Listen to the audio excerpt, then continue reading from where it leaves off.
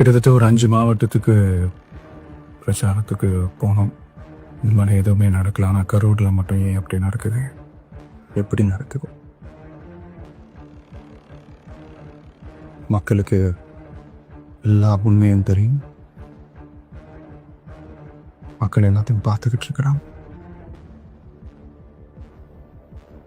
கரூரை சேர்ந்த அந்த மக்கள் அந்த உண்மையெல்லாம் வெளியில் சொல்லும்போது எனக்கு கடவுளின் நேரில் வந்து இறங்கி அந்த உண்மைகள்லாம் சொல்கிற மாதிரி எனக்கு தோணுச்சு. சீக்கிரமே எல்லா உண்மைகளும் வெளியில் வரும்.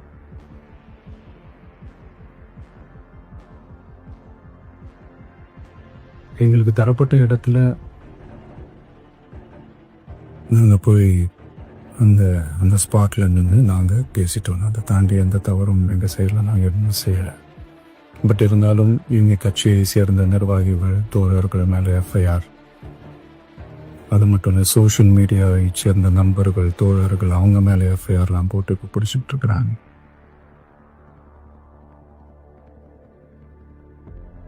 CM sir,